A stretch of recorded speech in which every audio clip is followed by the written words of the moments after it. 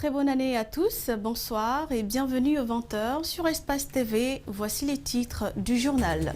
Un dialogue en vue entre acteurs politiques. Une partie de l'opposition se dit favorable à la main tendue du président Alpha Condé. Néanmoins, elle pose certaines conditions comme la recomposition de la CENI ou encore la libération des détenus politiques. Les cours ont repris sur toute l'étendue du territoire national ou presque. Après les congés de fin d'année, au collège Lansana à Béavogui, la rentrée n'était pas effective pour cause de vétusté de l'établissement. Construit depuis 1974, il est en voie d'effondrement. Et puis le stade général Lansana Conté de Nongo est désormais opérationnel. 80 milliards de francs guinéens ont été investis pour la suite des travaux. Vous entendrez le président de la Fédération guinéenne de football pour plus d'éclaircissements dans ce journal.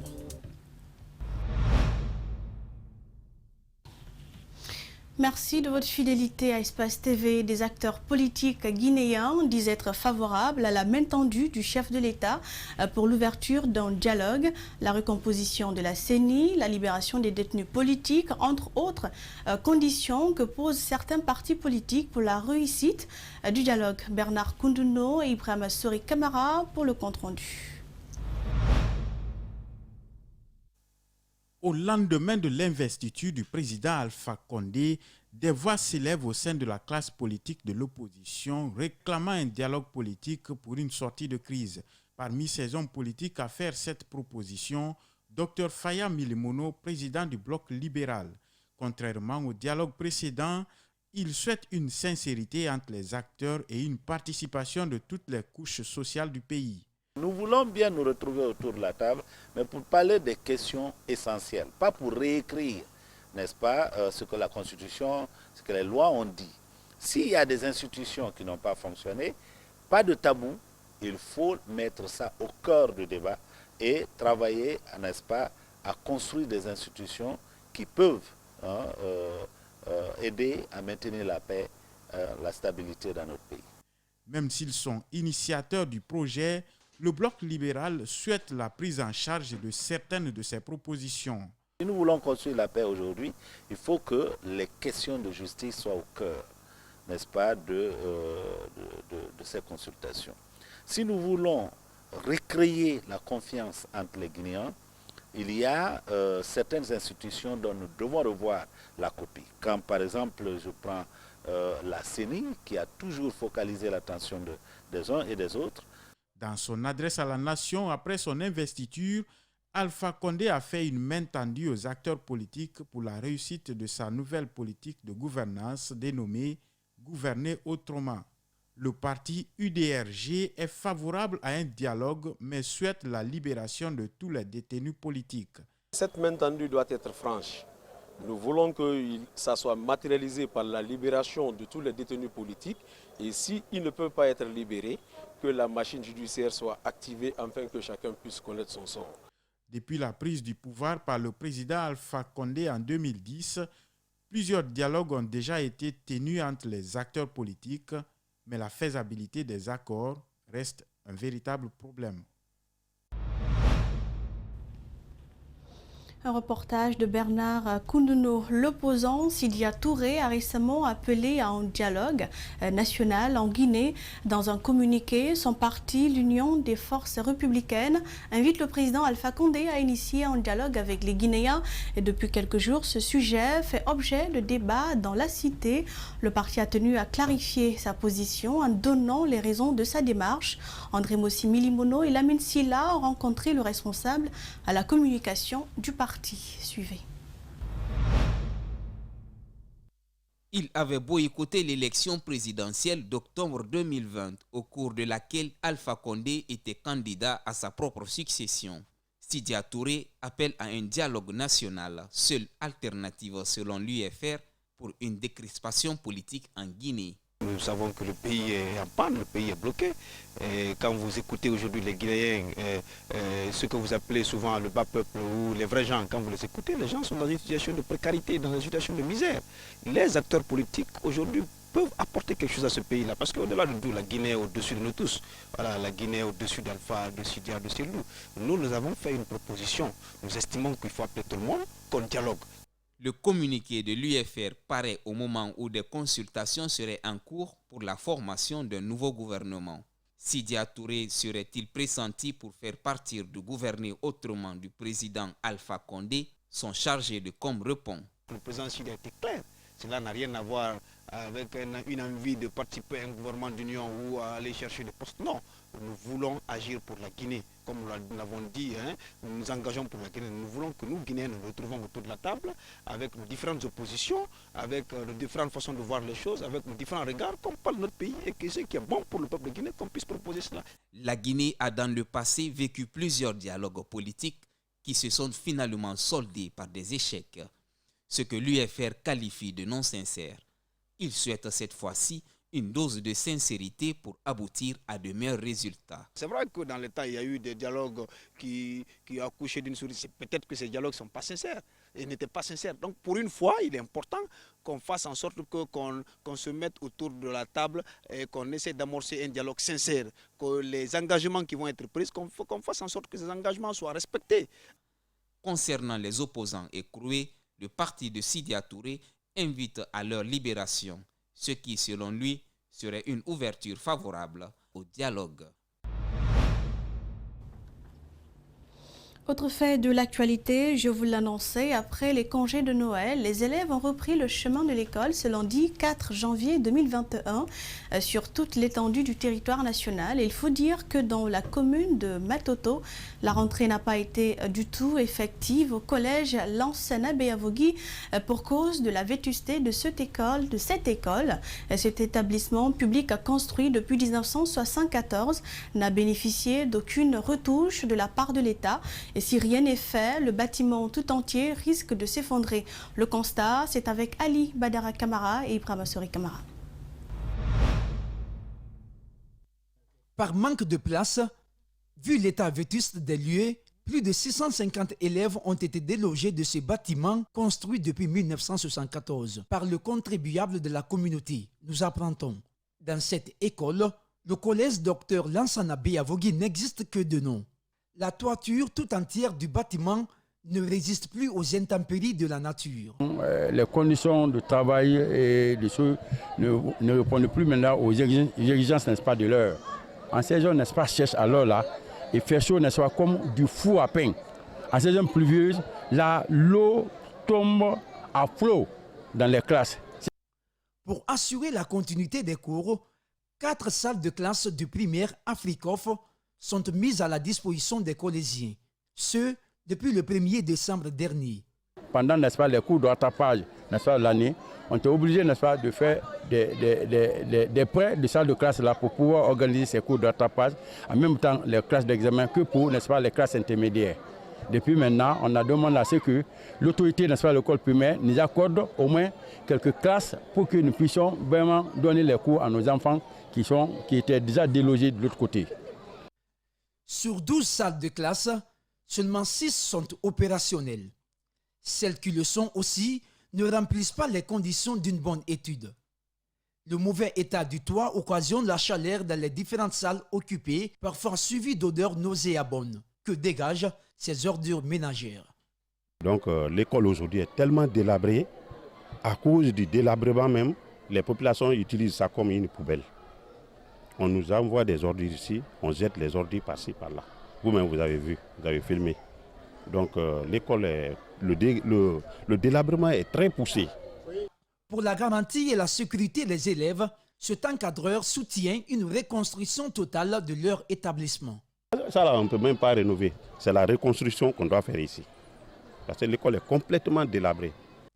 En pleine capitale, l'image de cette école renvoie à celle des hameaux. Ici, le service des infrastructures scolaires et équipements du département de l'éducation est interpellé.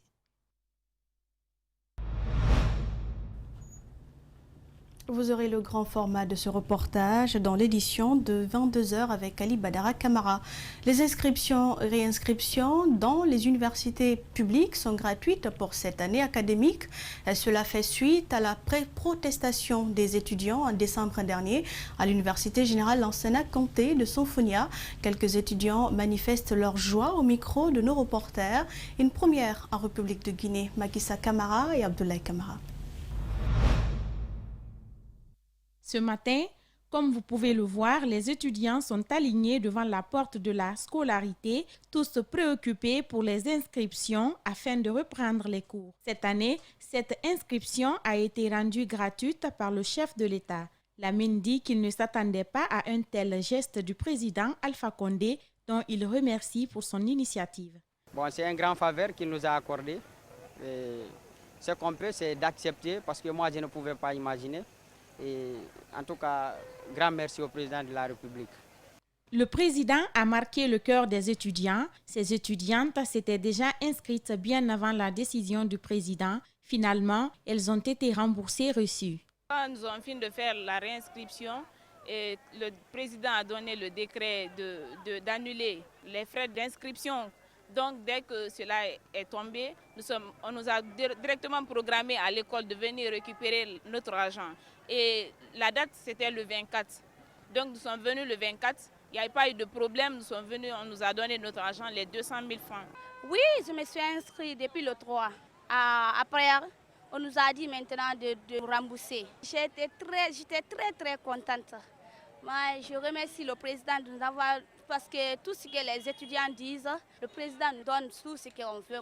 J'apprécie beaucoup le président. Après le tour de l'université générale Lansana Conté de Conakry, Sonfonia, nous avons fait un cap à l'université Abdel Gamal Nasser de Conakry, où aucun responsable n'a souhaité réagir à notre micro.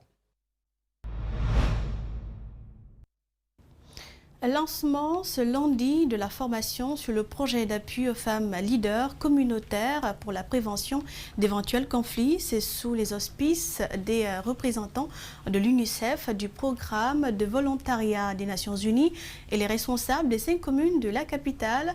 Elle est financée par le Fonds des Nations Unies pour la consolidation de la paix. Le compte-rendu de Antoinette Dédé Onivogui et de Ibrahim Dekosouma. C'est un projet qui a démarré en prélude des élections législatives et présidentielles de 2020. 800 femmes et jeunes filles leaders ont été retenues pour engager des dialogues communautaires. En cette phase finale du projet, 3 jours seront mis à profit pour les outiller en prévention des conflits liés aux élections. De ce fait, j'espère qu'après cette formation, vous serez suffisamment outillés et capacités, une fois déployés sur le terrain, pour que vous soyez en mesure d'organiser des dialogues communautaires de manière efficace, efficiente et de mettre en place des espaces d'échange sur tous les problèmes des femmes et des filles, mais aussi proposer des solutions efficaces pour une paix durable dans vos quartiers et dans vos communes. Cette journée de dialogue communautaire, jumelée avec la relève qui sont les filles, qui vient à point nommé selon les participantes, va permettre la spécificité qui nous caractérise, car nous sommes concernés par la résolution 1325 et connexe, et celle de la 2250. De ce fait, nous sommes à ce jour conscientes de notre place et du rôle à jouer dans l'apaisement des tensions au sein de nos communautés. Nous, les femmes leaders des 5 communes, nous nous engageons auprès de l'UNICEF afin d'impacter les communautés que nous représentons. Cela en continuant à leur parler de paix et de la cohabitation pacifique. Financé par les Nations Unies pour la consolidation de la paix, son représentant pays est satisfait et nourrit l'espoir que ce projet pourrait atteindre sa cible. Dans l'espoir que ce projet, par votre intervention, par des actions que vous allez mener sur le terrain, estimez que vous accompagnez dans ce processus de prévention de ces violences était une chose importante à la fois pour le pays, mais en particulier pour les communautés dans lesquelles vous vivez. Dans la poursuite des activités du dit projet, une séance de sensibilisation et de renforcement de capacités sur les violences basées sur le genre est aussi prévue. Je vous le disais, dans les titres, le stade général Lansana Conté de Nongo peut enfin accueillir les matchs internationaux. La Confédération africaine de football a adressé un courriel à la Fédération guinéenne de football en début de semaine dernière. L'infrastructure est désormais opérationnelle. Le président de la FEGIFOOT, Antonio Soare, s'est exprimé sur Foot 224. Alceni Baldé, décryptage. Plusieurs inspections des instances du football ont visité le stade général Lansana Conté avant l'avènement de la pandémie du coronavirus. Il y avait des préalables à respecter selon le président de la FEGIFOOT. Ils avaient donné leur aval au point de vue stade. Et tout ce qu'ils ont demandé au point de vue construction était là. Mais il manquait les meubles, il manquait aussi l'équipement, les différents équipements. Il était question, sur la recommandation de l'inspecteur, d'installer ça avant l'homologation. Antonio Soare explique comment son institution est arrivée à cette homologation de ce stade le plus beau du pays. Comme ils n'ont pas pu faire le déplacement, ils ont demandé que le stade de Nongo, les installations soient filmées en 3D. Ce qui fut fait, accompagné des différentes musiques africaines. Donc on a envoyé trois reportages. Donc tout a été filmé, montré en 3D. Au début de l'année du moins, on nous aurait donné l'homologation. Mais ils ne pouvaient pas homologuer tant que tout ce que je vous ai dit là n'était pas installé jusqu'à l'ambulance. Pour le président de la Fédération guinéenne de football, tout est fin prêt pour que ce bijou accueille les grands événements sportifs. Aujourd'hui même, nous avons 100 caméras de surveillance. Sur les 100 caméras, nous avons pris 27. 27 pourquoi? Parce que les 27, nous sommes en train de faire le VAR. Donc, ils nous ont homologués au même titre que le nouveau stade de la Côte d'Ivoire. Donc cela nous permettra désormais de recevoir nos matchs internationaux en Angola, surtout du Sili national. Antonio Soare dit ne pas finir l'investissement pour ce stade. Il espère mettre des terrains multidisciplinaires, des laboratoires pour le diagnostic des sportifs en cas de blessure. Des espaces aussi seront équipés dans l'enceinte du stade pour les banquets et des séminaires. À la fin de chaque année, elle fait une levée de fonds pour des tout-petits. Elle joue aussi sa partition. Il s'agit de la fondation Djaka Camara. Les membres ont gratifié alors 3 orphelinats de la place. Dans ces lieux, les enfants surpris ont reçu des cadeaux divers et expriment leur réelle satisfaction aux donateurs. Alceni Bari, Ibrahim Dekosouma signe ce reportage. Nous partons à Kindia en empruntant la route de Forêt-Caria. Chaussée défoncée, des troncs d'arbres jonchent le chemin. Ici, ce ne sont pas de simples nids de poules, mais d'éléphants. Cette route n'a jamais connu une petite goutte de goudron. Pourtant, ce n'est pas l'affluence de véhicules qui manque par là. Devant la vétusté de la route Conakry-Kindia et sa réhabilitation, les chauffeurs n'ont le choix que de se tourner sur cette bretelle. Motards, engins poids lourds et petits sont sûrs d'une chose, aller chez le mécanicien à l'arrivée. La route de Mangatai à Yingiarori est un véritable calvaire. Elle est impraticable en saison pluvieuse. Aucun véhicule n'atteint le village. Ce sont les motos seulement qui arrivent ici.